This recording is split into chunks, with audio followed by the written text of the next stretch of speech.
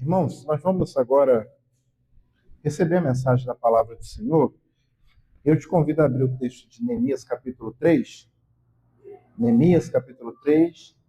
Hoje nós vamos ler a partir do versículo 13. Semana passada nós lemos o mesmo capítulo até o 12. Hoje leremos do 13 ao 32, finalizando esse capítulo. O tema do sermão ainda é o tema que nós exploramos semana passada. Todos temos um tijolo para colocar no muro. Então, hoje é a segunda parte do nosso desse tema, né? Nós vamos fazer uma exposição com a mesma ideia, com o mesmo tema, continuando a mensagem do texto de Neemias, capítulo 3. Neemias, capítulo 3, versículo 13 em diante. É um texto grande, peço aos irmãos que tenham um pouco de paciência, mas é um prazer, um privilégio poder ler a palavra do Senhor nessa noite. Assim diz a palavra do nosso Deus, Neemias capítulo 3, versículo 13. A porta do vale reparou a Anum e os moradores de Zanoa. Edificaram-na e assentaram as portas com seus ferrolhos e trancas, ainda 1000 côvados da muralha até a porta do monturo. A porta do monturo reparou Malquias, filho de Recabe, maioral do distrito de Bet-Aquerem. Ele a edificou, ele assentou as portas com seus ferrolhos e trancas. A porta da fonte reparou Salum, filho de Col-Ozé, maioral do distrito de Mispa. Ele a edificou e cobriu, ele assentou as portas com seus ferrolhos e trancas, e ainda o muro do açude de Selá, junto ao jardim do rei, até os degraus que desce a cidade de Davi. Depois dele, reparou Neemias, filho de Asbuque, maioral da metade do distrito de Bet-Zur, até defronte do sepulcro de Davi, até ao açude artificial e até a casa dos heróis. Depois dele, repararam os levitas, Reum, filho de Bani, e ao seu lado, Asabias, maioral da metade do distrito de Keila. Depois dele, repararam seus irmãos, Bavi, filho de Anadad, maioral da metade do distrito de Keila. E ao seu lado, reparou Ezé, filho de Jesua, maioral de Mispa. Outra parte, defronte da subida para a casa das armas no ângulo do muro. Depois dele, reparou com grande ardor Baruque, filho de Zabai, outra porção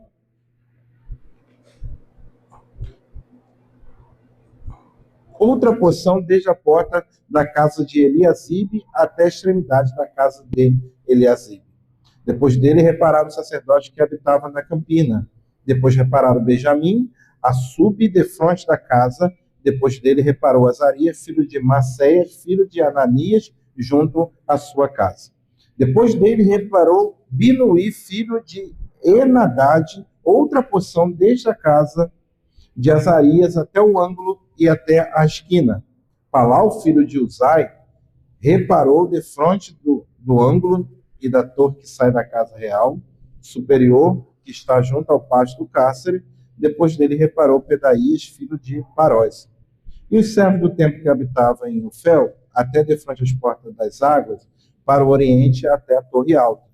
Depois repararam os tecoítas, outra porção defronte à torre grande e alta e até o muro de Ofeu. Para cima da porta dos cavalos, repararam o sacerdote, cada um defronte de sua casa.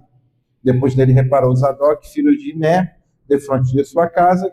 Depois dele Zemaías, filho de Secanias, guarda da porta oriental. Depois dele reparou Ananias, filho de Semalia, e Anum, sexto filho de Zalaf, outra porção. Depois dele reparou Mesulão, filho de Berequias, defronte da sua morada. Depois dele reparou Malquias, filho de um Ouríveres, até a casa dos servos do templo e dos mercadores, defronte à porta da guarda e até o eirado da esquina.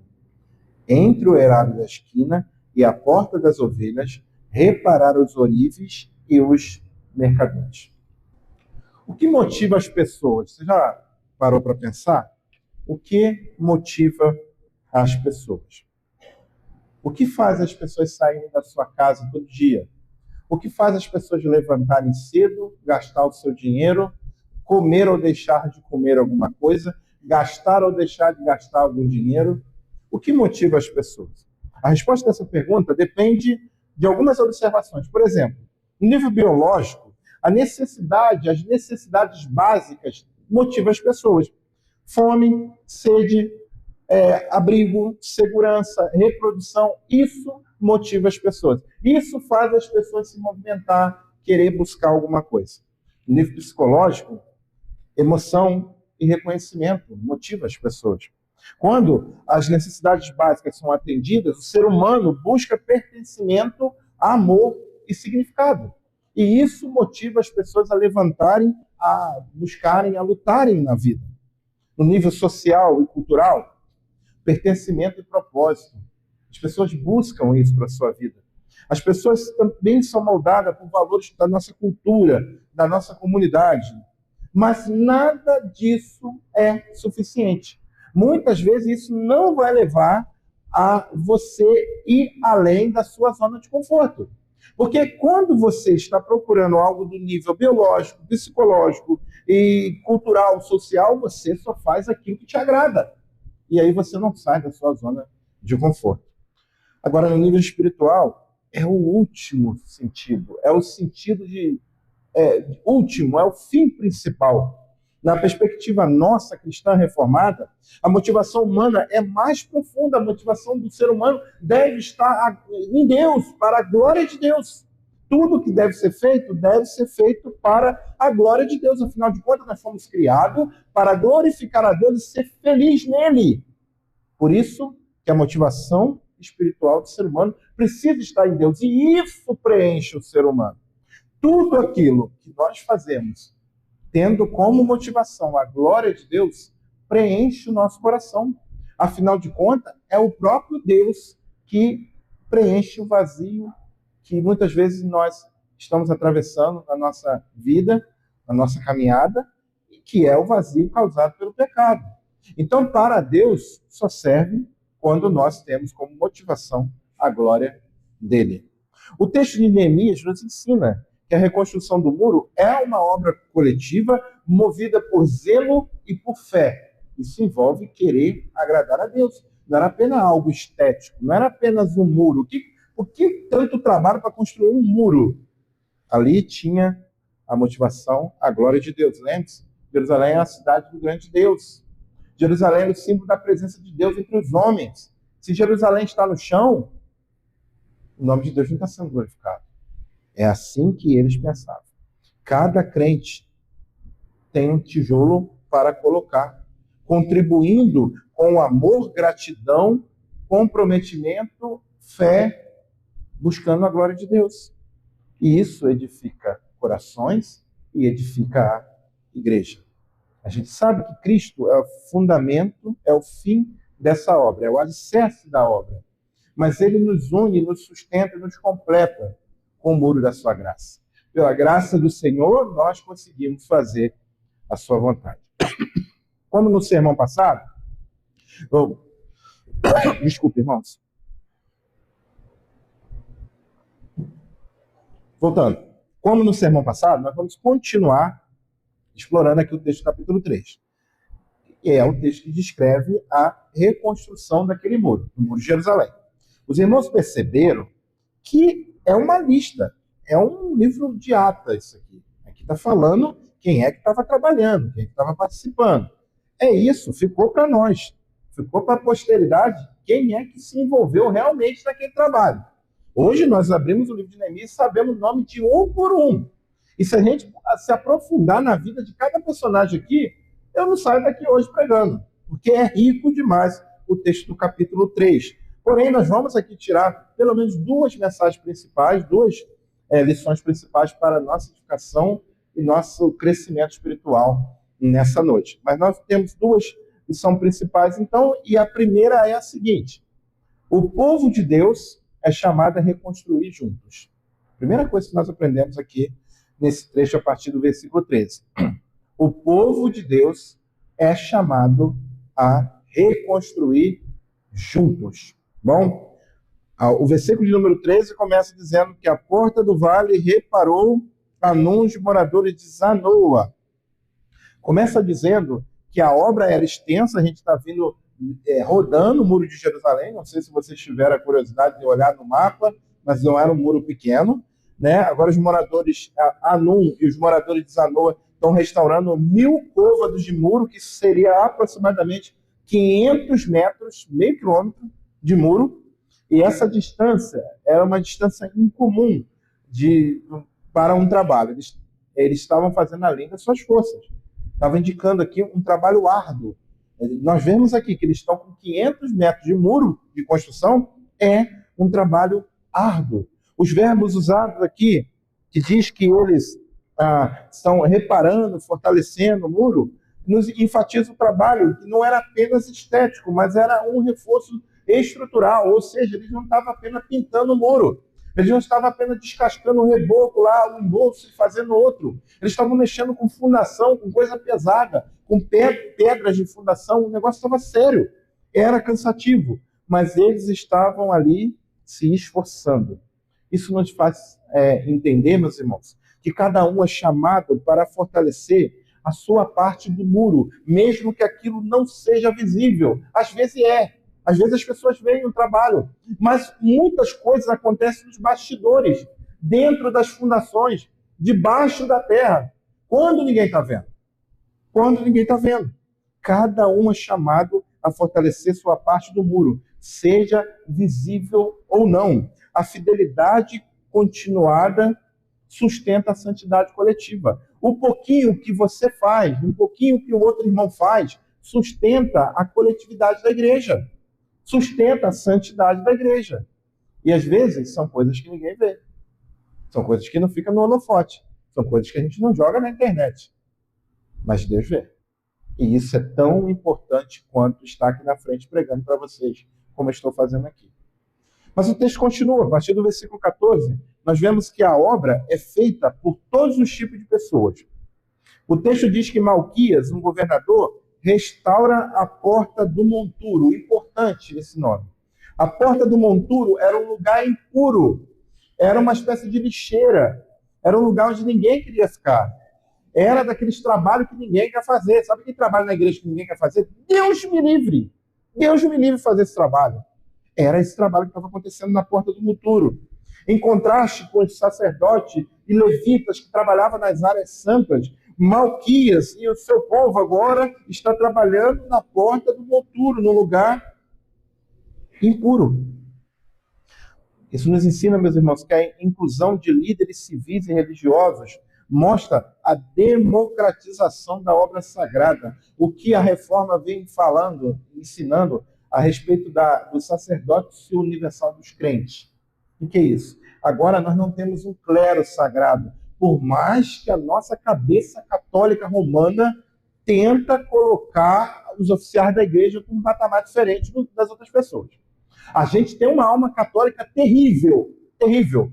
Tem coisa que a gente acha que só o pastor pode fazer, porque só a oração do pastor é ouvida e só o pastor tem poder para fazer aquele negócio. Não tem, gente.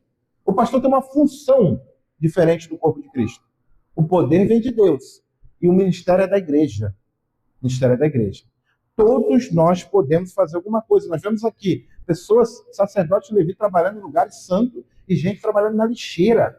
Isso quer dizer que classes sociais estavam envolvidas no trabalho. Todo o trabalho era a reconstrução da cidade santa. Tá? A inclusão, isso mostra aqui que Deus ele não está fazendo acepção de pessoas. Ele está unindo classes, unindo dons, unindo vocações e colocando para o trabalho dele. Isso nos leva a entender que o reino de Deus é construído pela cooperatividade dos dons e não pela hierarquia dos cargos. O reino de Deus é construído por pessoas, não por títulos, meus irmãos. O reino de Deus é construído por pessoas que colocam o coração na mão de Jesus e deixam ser usado por ele. Não é por quem carrega uma plaquinha ou um crachazinho. Não é isso, meus irmãos. O reino de Deus é construído por pessoas que foram chamadas para fazer tal trabalho. Entenda isso. A partir do versículo 20, nós aprendemos que a obra é marcada por zelo e continuidade. Versículo 20 diz assim, logo no início do versículo 20. Depois dele reparou com grande ardor. Presta atenção nessa expressão. Depois dele reparou com grande ardor. E aí fala o nome do camarada que reparou com grande ardor. Baruque, filho de Zabai, outra porção deste ângulo do muro, até a porta da casa de Eliasibe, o sumo sacerdote. Quem era o sumo sacerdote? Era o Eliasibe. Quem era o pastor da época lá? Era o tal do Eliasibe.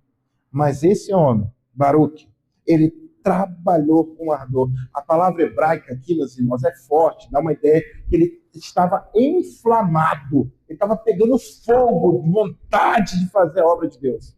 Ninguém falava esse tal de Baruque aqui, era perigoso até trabalhar com ele, que podia atropelar a gente. Passava em cima da gente. O homem estava ardendo da vontade de fazer o trabalho do Senhor. Único a quem se atribui essa intensa emoção aqui no texto. A gente não vê ninguém, nenhum outro personagem sendo atribuído essa intensa emoção. Apenas esse rapaz, Baruque, filho de Zabai, um homem que tinha ardor pela obra de Deus. A frase reparou com zelo ardente ou com muito ardor destaca o entusiasmo espiritual como a força que movia esse homem.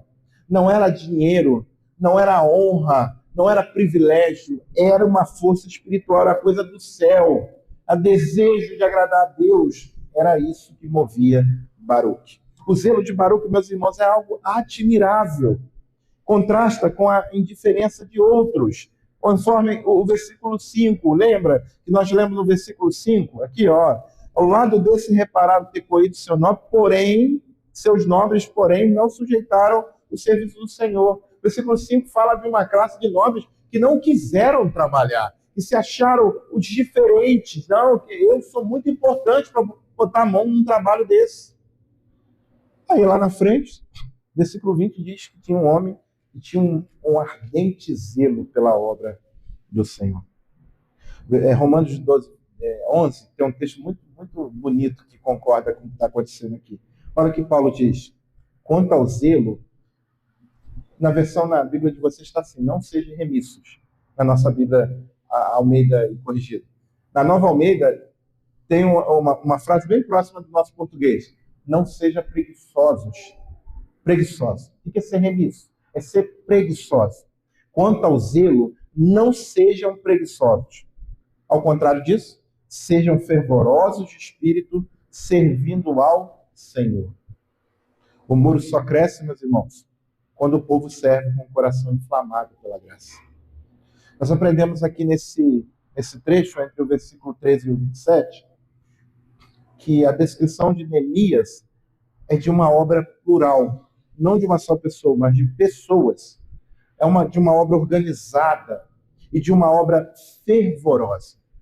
O retrato da igreja viva, no qual cada crente tem uma porção a reconstruir, deve ser justamente isso que Neemias está falando. Uma obra plural, muitas pessoas trabalhando, uma obra organizada, com o mínimo de organização que a gente precisa ter, e uma obra fervorosa, com pessoas com o coração ardendo pela glória de Deus, para ver a igreja crescendo, para ver pessoas sendo restauradas.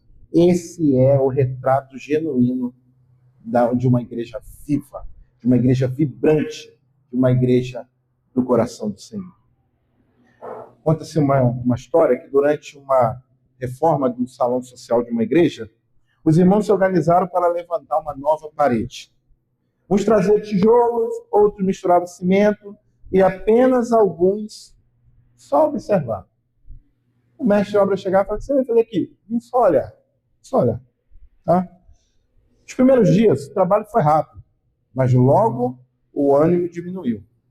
As conversas se tornaram críticas, o calor cansou e a parede parou no meio. Imagina só, uma parede parada no meio.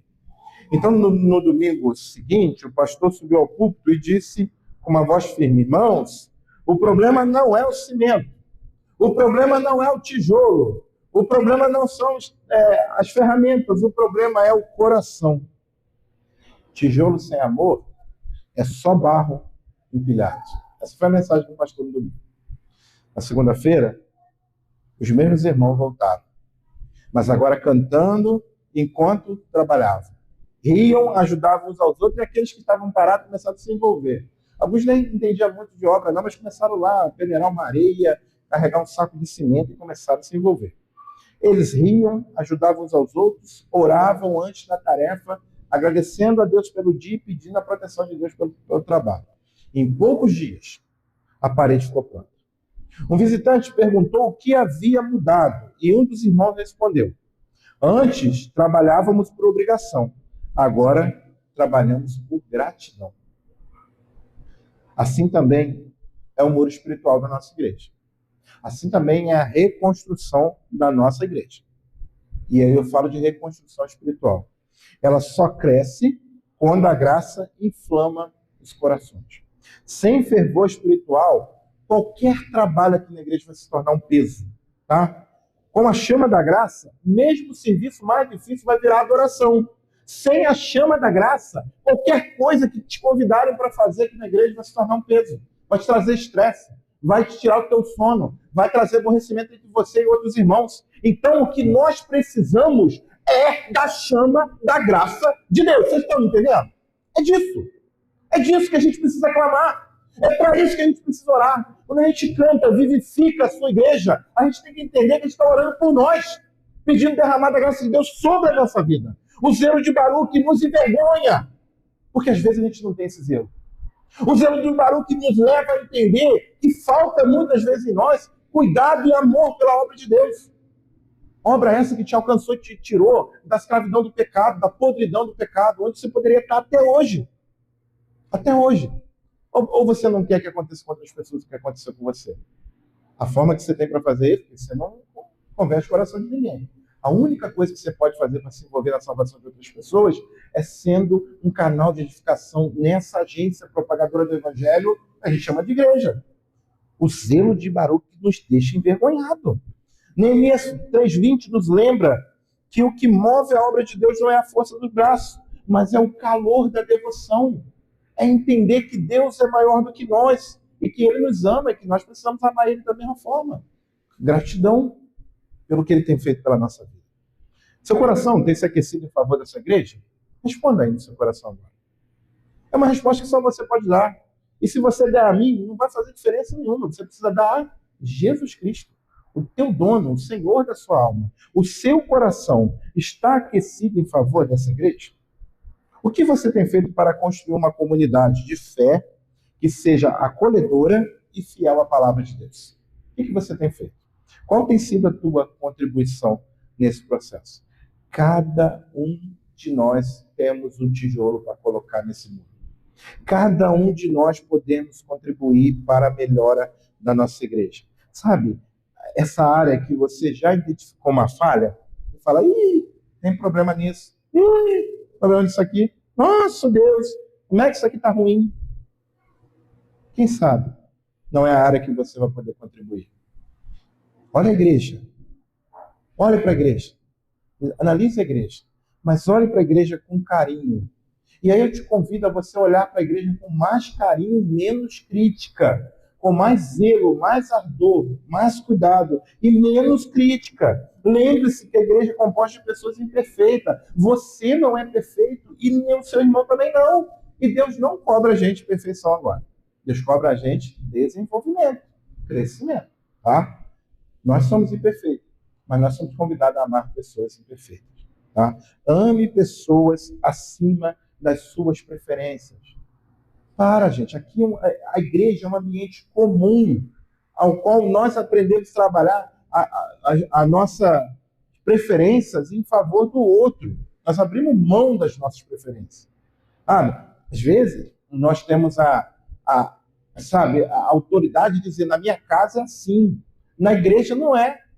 A igreja, o cabeça é Cristo. E as nossas preferências, nós abrimos mão para abençoar a vida de outras pessoas. Ame essas pessoas acima da sua preferência. Trabalhe o seu coração. Trabalhe o seu coração. Às vezes nós olhamos um problema na igreja e a gente quer procurar a raiz do problema, o coração do problema. E eu sempre cito o Alfred Poirier, quando ele diz que o coração do problema é o problema do coração. O coração do problema é o problema do coração. O problema está com você. Se o seu coração for aquecido pelo Espírito Santo, você deixará de ser crítico para ser um construtor. Tá?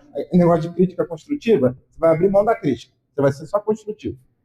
Tá bom? Coloque o seu coração na mão de Jesus. Coloque o seu coração. Tá? Você pode sair daqui hoje com o seu coração ardendo mais do que o de Baruco por essa igreja.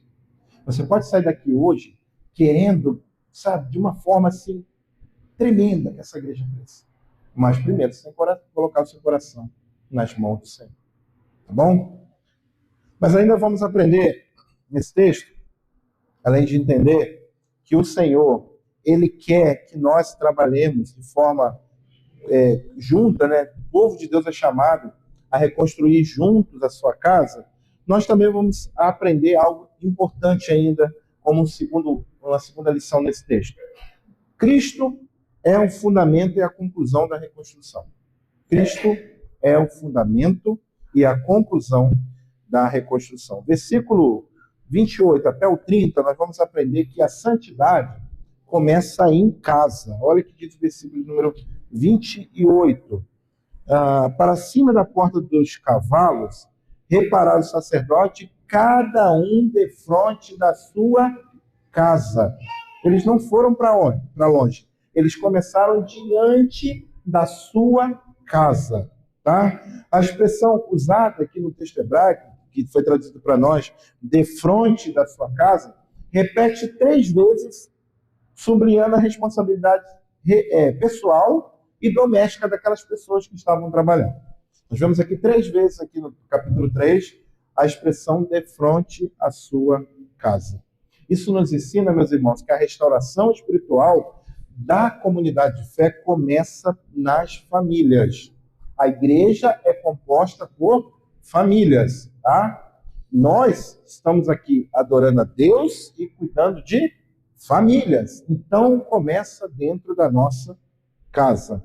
A santidade pública, sem a piedade particular e doméstica, é um muro rachado.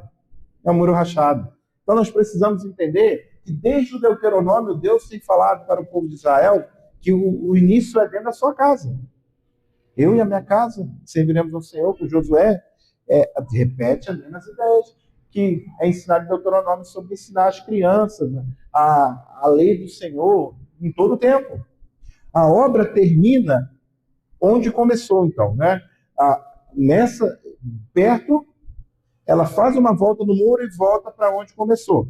Porque aqui no versículo 32, ele vai citar de novo a porta das ovelhas, né? Dizendo que ouríveis, né, pessoas que trabalhavam com ouro e mercadores, gente que tinha acesso a vários materiais, restauraram até a porta das ovelhas, onde o capítulo começa. Lá no versículo 1, o capítulo 3 fala que começaram na porta das ovelhas. Nós passamos pelo capítulo inteiro rodeando o muro e agora termina na porta das ovelhas. Isso é algo que, literalmente chamando, de forma literária, falando, né, olhando aqui o texto de Neemias como uma peça literária, é algo que se pode chamar de inclusão literária. O que está acontecendo aqui? O autor coloca o que aconteceu de forma intencional no final, como uma moldura, dizendo que o trabalho foi feito isso aqui. Ó. Começou na porta das ovelhas, rodou e voltou para o mesmo lugar. Essa inclusão literária cria uma moldura, nos ensinando que o trabalho humano começa e termina na porta das ovelhas, no ponto de adoração e de sacrifício. Os irmãos lembram que a porta das ovelhas era aquele acesso a Jerusalém onde passavam os animais que seriam sacrificados pelos sacerdotes, né? E nós lemos aqui hoje Jesus dizendo: eu sou a porta das ovelhas, né? Então, para nós hoje na nova aliança, Cristo é a porta das ovelhas. Então, tudo começa em Cristo. O ponto de adoração e sacrifício. Tipologicamente, então, nós vemos esse texto apontando para a pessoa de Jesus, que não é o início e o fim da obra do muro, é o início e o fim de tudo. Ele é o alfa e o ômega, o princípio e o fim. Todas as coisas foram criadas por ele, e por ele todas as coisas subsistem. Ele é o início e o fim da obra redentora, a verdadeira entrada do rebanho. a verdadeira porta das ovelhas. Cristo é o muro e o centro da comunhão. Efésios 2:20 diz assim: edificados sobre o fundamento dos apóstolos e profetas, sendo Cristo a principal pedra da esquina. Paulo, usando a ilustração de um edifício, falava que Jesus era a pedra principal desse edifício espiritual, que nós, crentes, somos cada um tijolinho desse muro. Paulo usa a metáfora da construção para expressar, então, essa unidade e identidade da igreja. O muro espiritual é formado por nós, pedras vivas. Conforme Pedro vai falar lá no capítulo 2, versículo 5. Vou ler o texto para os irmãos. Também vocês, como pedras que vivem, são edificados casa espiritual para serem sacerdotes santos, a fim de oferecerem sacrifícios espirituais agradáveis a Deus por meio de Jesus Cristo. O muro de Neemias, meus irmãos, é o tipo da igreja redimida. Cristo é tanto o arquiteto quanto o protetor desse muro que é a igreja. Ele derrubou o muro uma vez, mas é o muro da inimizade, que impedia que eu e você nos reconciliasse com Deus. Paulo fala isso lá no capítulo 2 de Efésios. E ele agora está erguendo um novo muro, um muro de graça e de comunhão entre o seu povo. Os versículos 28 ao 32, a reconstrução se conclui em torno da casa e do culto. Casa, família e culto, comunidade. Família edificada, igreja edificada. A porta definitiva, que dá acesso à cidade celestial, que dá acesso ao novo céu e nova terra, que dá acesso a uma vida transformada aqui nesse mundo, é a porta das ovelhas. É Jesus Cristo. A reconstrução se conclui em torno da casa e do culto, apontando para Cristo, a porta das ovelhas, a porta definitiva em quem a cidade santa é completada. Permita mais uma ilustração. Um missionário na China observou um grupo de pedreiros locais construindo uma casa sem mestre de obras. Não tinha o mestre de obras. Era um grupo de pedreiros, cada um poderia trabalhar do seu jeito, cada um tem uma forma de trabalhar, só que o missionário ficou impressionado, porque eles estavam fazendo tudo certinho, sem supervisão nenhuma. E aí o missionário chegou para ele e falou assim: como é que pode? Cada um de vocês tem uma cultura, uma forma de trabalhar, eu não vejo vocês com um projeto na mão, eu não tenho um mestre de obra aqui, por que cada um tudo certo? Um deles olhou para o missionário e disse: todos olhamos o mesmo ponto de referência. Todos olhamos, mas seguimos o mesmo ponto de referência. Por isso, a nossa obra está dando certo. Assim é a igreja de Cristo, meus irmãos. Cada crente coloca o seu tijolo olhando para Jesus, a pedra angular. Quando Cristo é o centro, as linhas se alinham, os corações se unem, o muro cresce com beleza e propósito. Jesus, então, precisa ser o centro. Se não está acontecendo isso, é que Jesus não está sendo o centro. Qualquer outra coisa está sendo o centro. Mas quando Cristo é o centro, tudo fica alinhado. Qual é o seu ponto de referência? Para que a sua vida caminhe, para que a sua igreja se desenvolva, você precisa ter um ponto de referência. Você precisa ter Jesus como referência na sua vida. Essa igreja aqui é a prova de que Jesus te ama. Você já parou para pensar nisso? Que Jesus estabeleceu uma igreja provando o seu amor por você. Por amor pelo seu povo, ele reconstruiu o nosso relacionamento com Deus e nos juntou à igreja. Por amor pelo seu povo, ele se deixou pendurar na cruz do Calvário como sacrifício.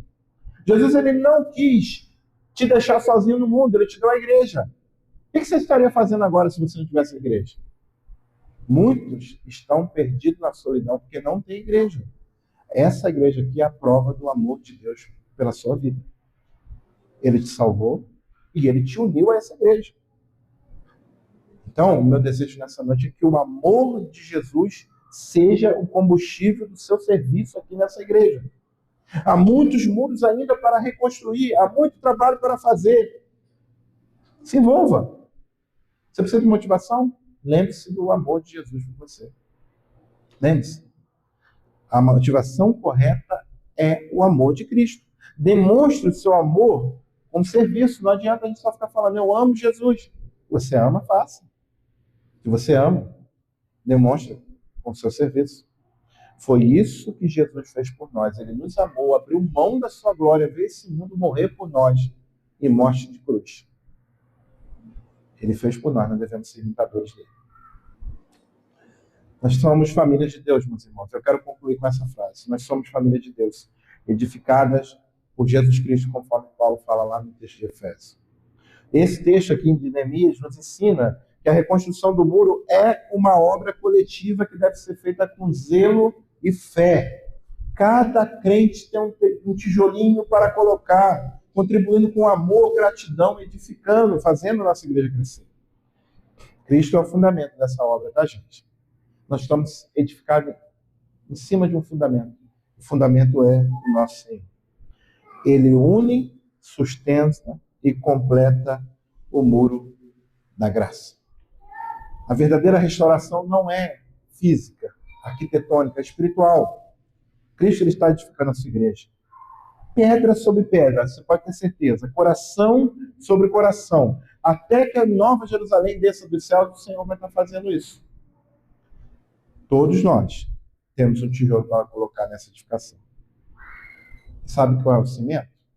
Não é a sua capacidade, não é o seu tempo, não é a sua experiência. O cimento é a graça de Jesus. Se ele derramar a graça dele sobre a sua vida, tudo pode acontecer. Então se entregue a ele, se coloque à disposição.